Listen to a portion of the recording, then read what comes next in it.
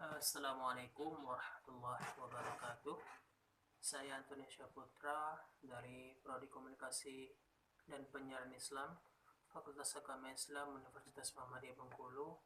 Kali ini akan mempresentasikan mengenai proposal penelitian saya dengan judul Tantangan dan Metode Dakwah Jamaah Masjid Nurul Iman dalam rangka meningkatkan nilai-nilai keislaman masyarakat Perumnas Lingkar Timur Kota Bengkulu. Bab satunya pendahuluan. Penelitian ini dilatar belakangi dengan di era globalisasi ini seakan tidak bisa dibendung lagi permasalahan umat karena telah memasuki setiap sudut negara, sehingga menjadi problem yang sangat besar bagi para dai tentunya.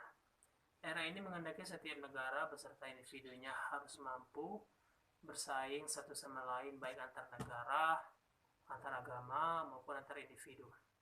Persaingan yang semakin menjadi esensi dari sebuah proses globalisasi sering memiliki pengaruh dan dampak negatif jika dicermati dengan seksama. Pengaruh yang ada dari globalisasi pada aspek kehidupan, meskipun awal tujuannya diarahkan pada bidang ekonomi, perdagangan, serta memberikan dampak multidimensi atau di banyak bidang.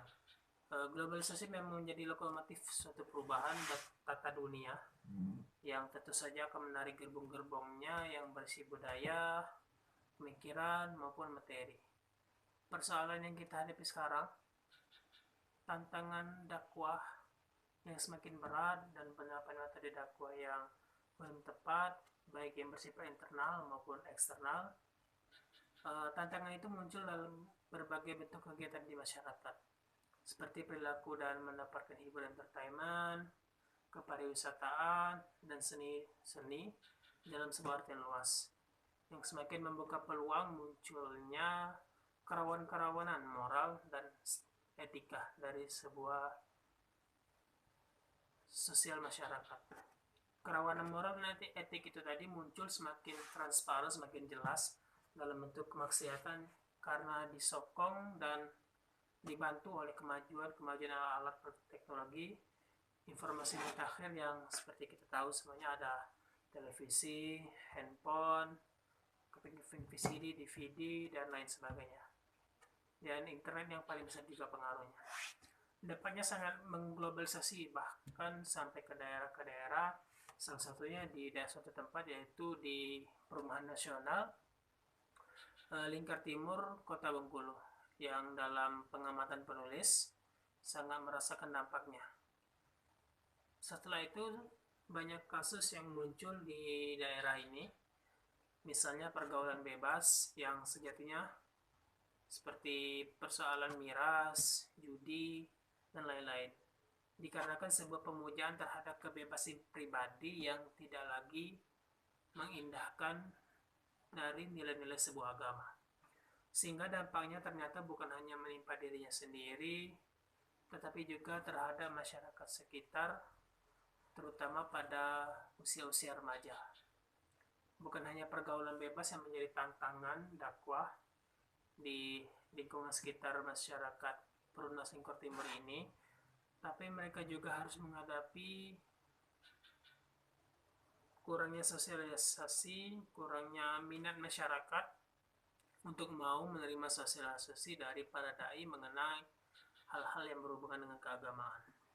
Oleh karena itu, sekiranya sangat perlu penelitian ini dibuat agar bisa menerapkan atau membuat strategi dan metode dakwah yang tepat dalam rangka meningkatkan nilai-nilai keislaman di masyarakat Perumnas Lingkar Timur Kota Bengkulu ini, agar tidak terjerumus ke dalam dunia yang bebas, dunia yang tidak terarah, dunia yang jauh daripada agama.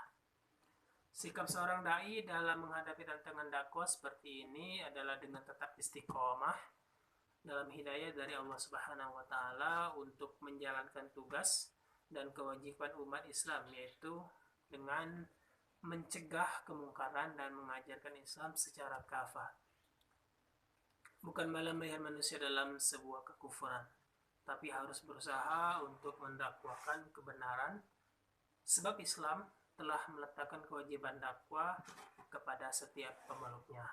Itu bisa kita ambil dari Quran surat An-Nahl ayat 125. Lanjut, batasan masalah dari Profesor penelitian yang peneliti buat pada kali ini. Batasan masalah ini digunakan untuk membatasi masalah yang akan dibahas. Dalam hal ini, batasan masalah yang akan dibahas oleh peneliti yaitu mengenai tantangan dakwah apa saja yang ada di sekitaran Perumnas Singkat Timur guna mewujudkan masyarakat Islam yang terbebas dari pergaulan bebas dan segala bentuk-bentuk kejahatan sosial lainnya. Dalam proposal ini terdapat beberapa pertanyaan dan penjabaran materi dari latar belakang yang sudah dijelaskan tadi. Yang pertama mengenai apa yang dimaksud dengan tantangan dan bagaimana tantangan dakwah di Jamaah Masjid Nurul Iman Perumnas Lingkar Timur Kota Bengkulu ini. Yang kedua, bagaimana metode dakwah yang tepat untuk Jamaah Masjid Nurul Iman agar bisa diterapkan untuk menjadi sebuah bahan dakwah, begitu. Yang ketiga, seperti apa model dakwah yang cocok untuk diterapkan di Masjid Nurul Iman Perumnas Lingkar Timur Kota Bengkulu ini. Lanjut, tujuan dari penelitian ini dilakukan adalah untuk mengetahui pengertian dan tantangan dakwah yang dialami oleh para dai kepada jamaah Masjid Nurul Iman Lingkar Timur Kota Bengkulu dan sekitarnya.